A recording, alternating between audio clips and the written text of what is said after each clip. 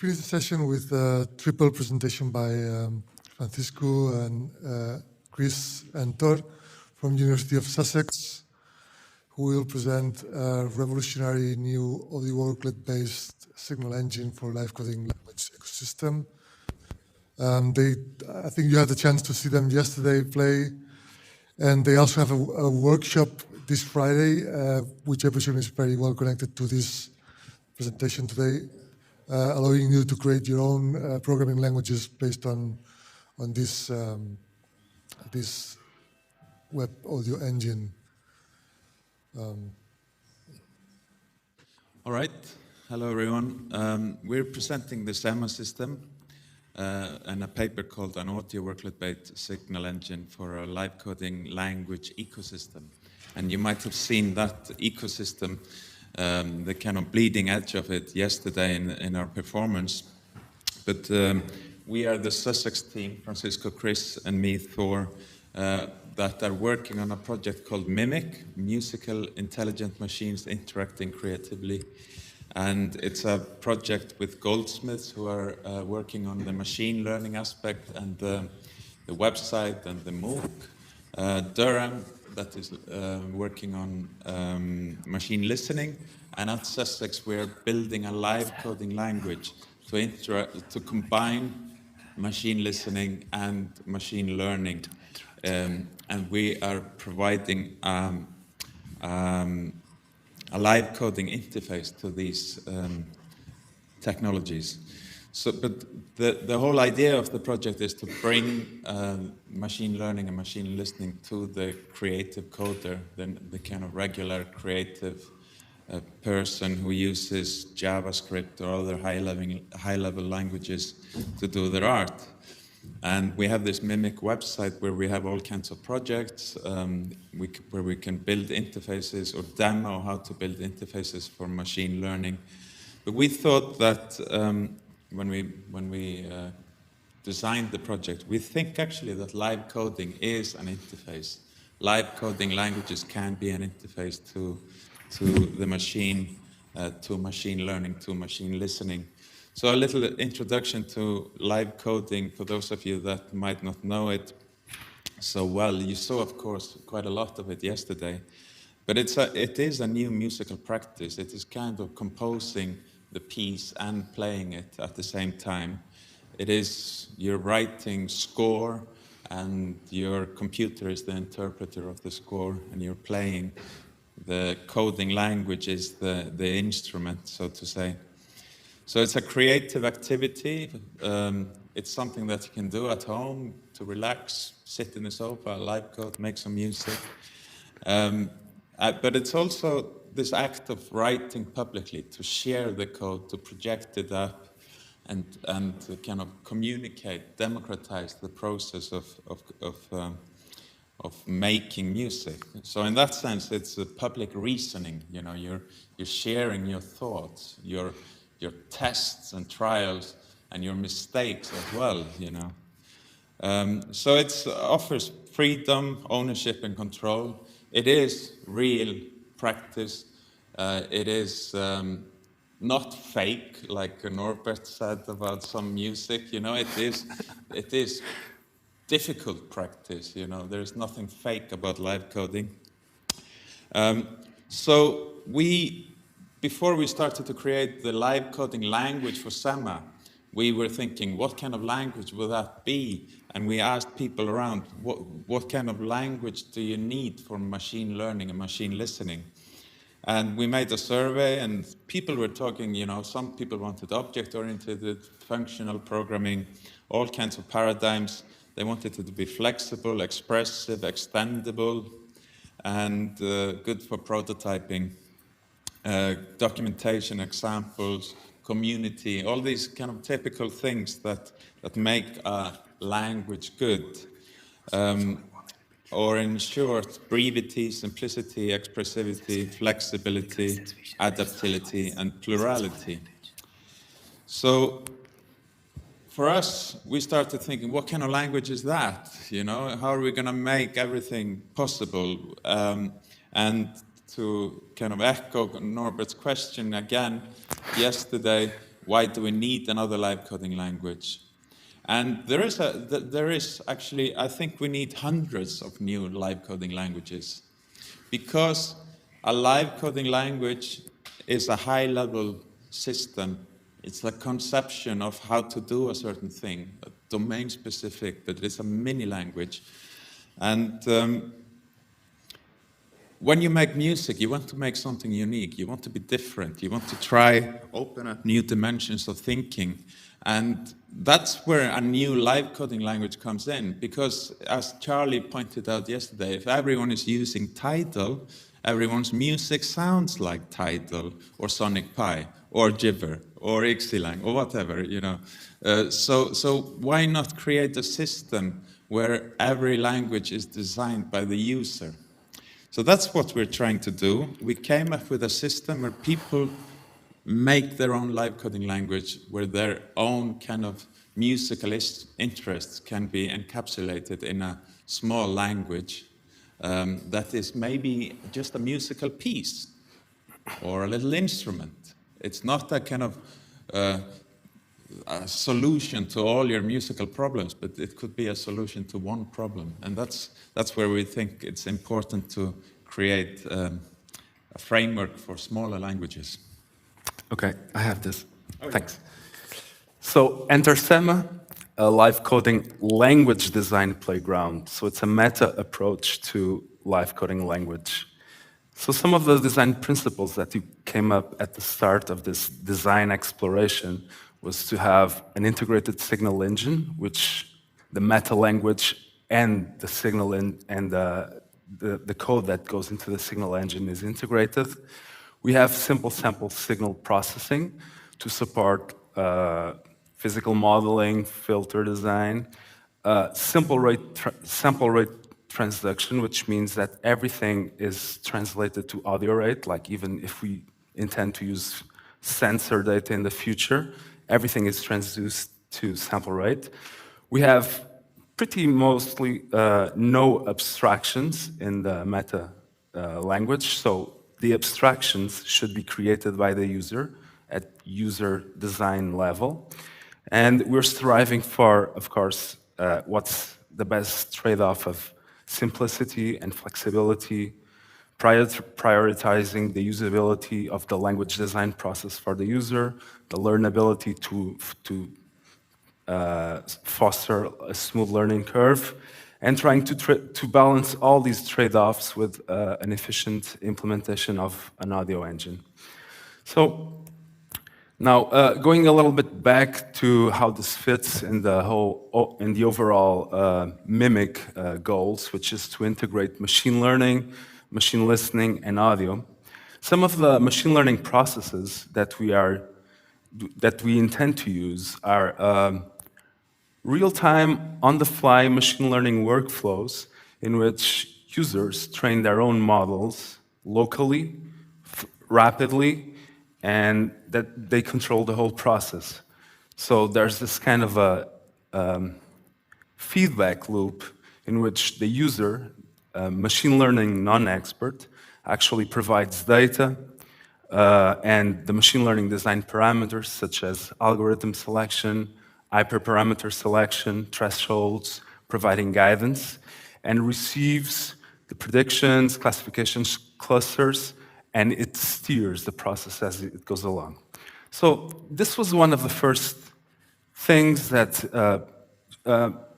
exposed a specific limitation or a constraint that we had to solve. And this paper is all about that, how this design constraint kind of guided our implementation.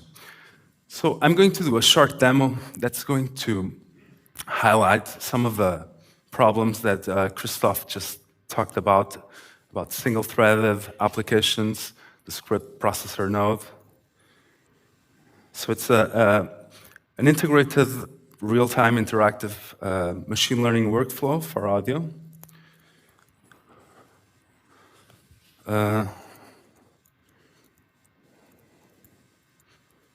Right.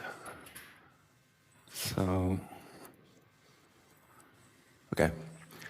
So here, it's a very simple application, like it's a like the minimal, the fundamental example of using a neural network to modulate pulse width modulation synthesis. And what I'm going to do is to use the mouse position to control a set of 4 parameters of a simple synthesizer. And I'm going to, sorry, live coding, way. So can I do it? Okay, so you can see that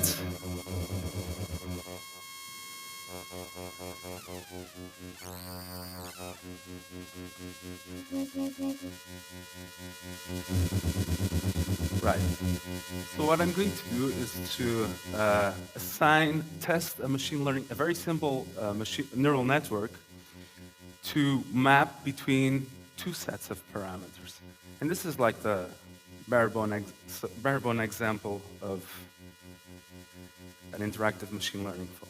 So right now, I'm training that area of the screen with a set of parameters. And now I'm going just to change a little bit.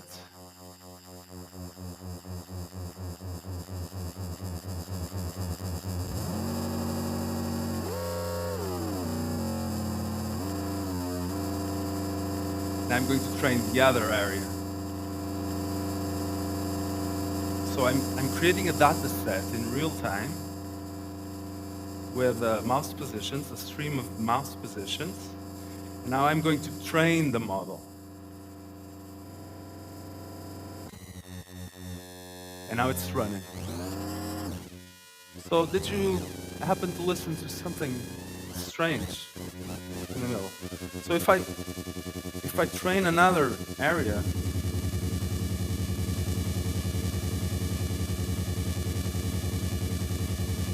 so this is the third state. If I train, what was that? So it's running, and you see that it's modulating in real time according to the... So what is the problem here? So the problem is that we're looking at a computational intensive process, which is the machine learning model training, that's thread hogging the main JavaScript thread. And it just freezes. And the audio engine, this is an audio engine that's built on the script processor node, also got frozen. So we have like an audio freeze. So this shows like one of the limitations of using the script processor node. You're also, there are also other problems like clicks and audio dropouts in the machine learning inference phase, which is when it's running. And then, so basically, this was the motivation for us to design a loosely coupled audio architecture with dedicated threads, and using AudioWorklet to have like a dedicated audio thread. So Christoph already mentioned what are all the problems and the benefits of adopting that new approach. So basically, we had to refactor a library, a DSP library that we have, and it was mostly building to ASM.js and using script processor node.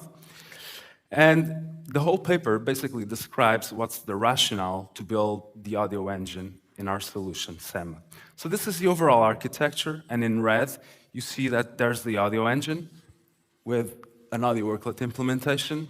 And we came up with a design, well, we think it's a design pattern because we're evaluating code dynamically in the render call of the audio thread. So basically, we have this whole workflow in which we compile the user languages and generate DSP code on the fly that gets injected and dynamically evaluated in the render thread, in the AudioWorklet. So this is the user workflow in SEMA. So basically, you have to express a grammar to create a new language. That's done in EBNF, which is Backus-Naur form, syntax notation. You have your language design. And so we have like this online real-time compiler that just generates a parser, generates an abstract syntax tree, which then translates into DSP code, which then gets injected in the audio engine. So basically, SEM, it's an online reactive compiler. Um, This is an example of one of the languages that we used yesterday. So this is the default language, and this is the end result after the compilation process. This is the DSP code in the Maximilian library that gets injected into the AudioWorklet rendering thread.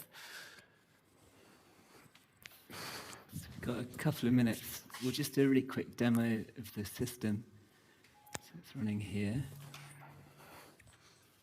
So it runs in Chrome. And what we have is a live coding window. And at the moment, you've got a grammar window, so you can kind of live edit your language as well. The system comes with a default language, which is a pretty simple DSL. We can just have a look. So, for example, you can probably tell what that's going to do. It's going to make a saw wave. It hasn't got anything extravagant like classes or loops, but it's got variables, so we could put that in a variable, for example. We can make a couple of those. And mix them together, maybe.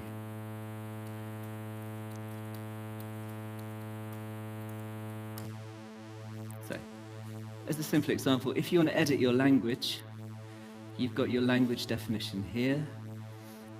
If, for example, we wanted to make a kind of special DSL for WAC, we felt like we want to have a WAC-themed language, we could specifically demand that all our variables started with WAC. So now I've changed that language. Now this doesn't compile anymore because none of them start with WAC, but I could laboriously change them all, and then it might work again. So here's my special WAC-themed language just for today. How long have we got? Well, there's some evaluation stuff that we could just have a quick look at. How do we filter this?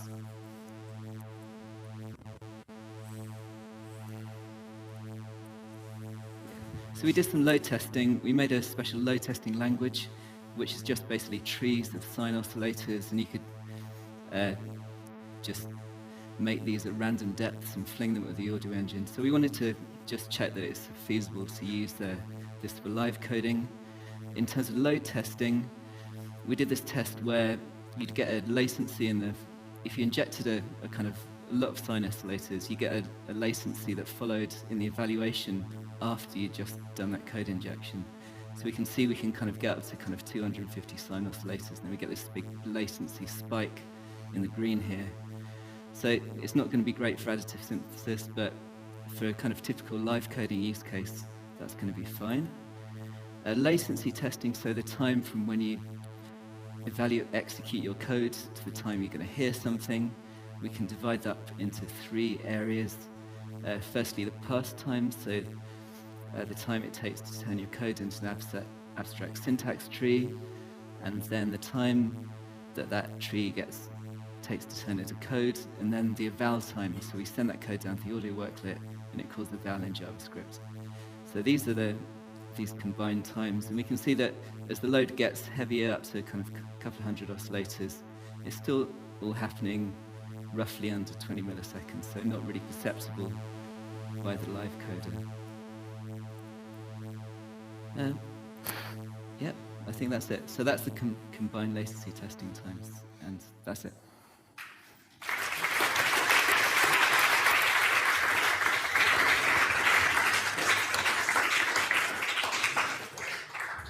Well, thank you very much for this great presentation. I think we're almost at the limit, but we probably want to make some questions. Does anyone have a question? I have one over here. I don't see any microphone. Oh, right.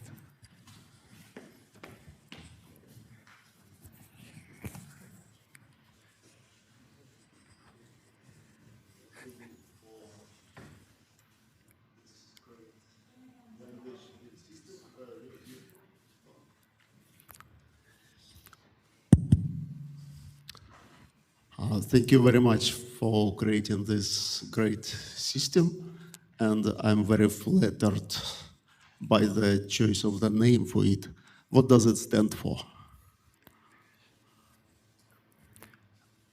So we took inspiration from an American philosopher that writes about semantics and the limits of the language. But eventually, last week we found that Sema in Turkish means the universe. So I think the universe is kind of looking towards Sema. Thank you. I know in Turkish, Sema is a female name, and I always have problems with that. Sema is the Greek, ancient Greek for a sign, for a symbol. Any other questions? One over there.